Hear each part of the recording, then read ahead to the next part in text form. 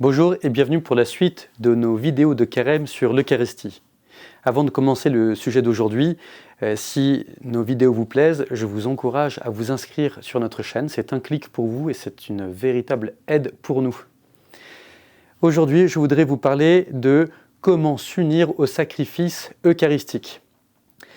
Vous avez vu, il y a quelques jours, nous avons vu ensemble avec l'abbé de Franlieu, en quoi la messe est un sacrifice. Aussi, si vous n'avez pas encore eu le temps de regarder cette vidéo, je vous encourage à la regarder, parce que pour s'unir au sacrifice eucharistique, cela nous demande de prendre conscience que oui, la messe rend réellement présent le sacrifice de la croix.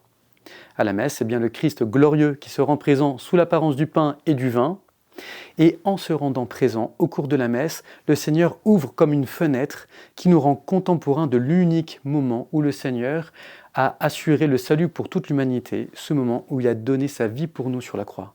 Aussi, durant la messe, nous sommes réellement rendus contemporains de cet unique moment de l'histoire.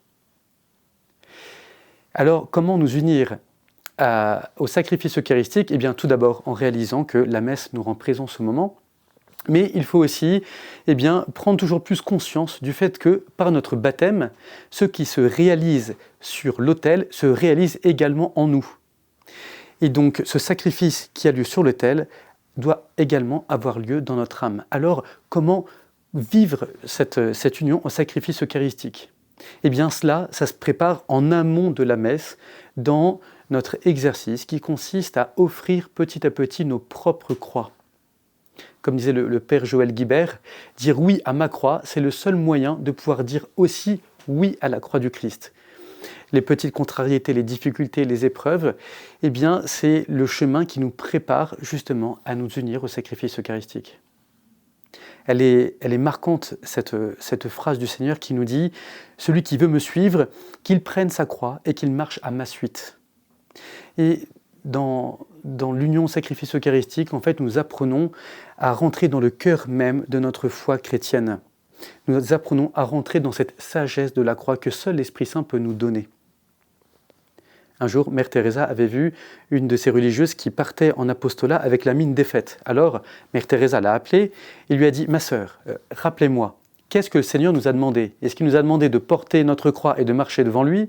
Ou est-ce qu'il nous a demandé de le suivre en portant notre croix ?» Alors la religieuse a commencé à sourire en disant « Il nous a demandé de le suivre ». Et Mère Teresa insiste et lui dit « Mais alors pourquoi vous partez devant ? Pourquoi vous partez devant lui ?» Alors la religieuse a bien compris la leçon, avait son sourire et a pu partir souriant dans cet apostolat. Comment nous mettre tout simplement à la suite du Seigneur ? La sagesse de la croix, c'est bien ce qui nous fait rentrer dans le cœur de notre foi chrétienne. Notre foi chrétienne, elle n'est pas une soumission. Le Seigneur ne veut pas que nous soyons ses esclaves, il veut que nous soyons ses fils et ses filles, et un fils, une fille, parle simplement à son Père.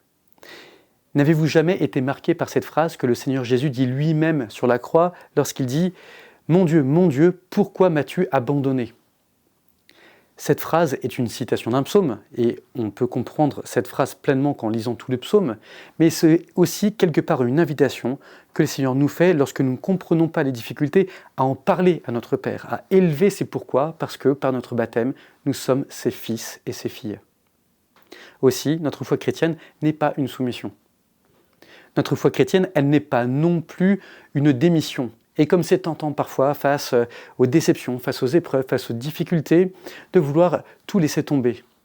Et c'est là que nous apprenons, en suivant le Christ, à rentrer dans le propre combat qu'il a mené pour nous à Gethsémani, lorsqu'il disait à son Père « Père, si tu le veux, éloigne de moi cette coupe, cependant, non pas ce que je veux, mais ce que tu veux. » Ce combat que le Seigneur Jésus lui-même a mené pour nous et a mérité pour nous.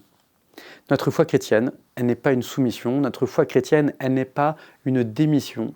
Notre foi chrétienne, elle consiste dans cette capacité à exercer un abandon confiant dans les mains aimantes du Père. Voilà le cœur de notre foi chrétienne.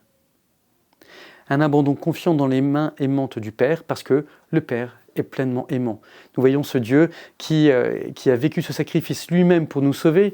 Nous voyons ce Seigneur qui disait par exemple à Sainte Faustine « Le jeudi saint, lorsque je me donnais totalement dans l'Eucharistie, tu étais pleinement présente à ma pensée. » Eh bien, chacun de vous, chacun de nous étions pleinement présents à la pensée du Seigneur lorsqu'il s'est livré et a donné sa vie pour nous.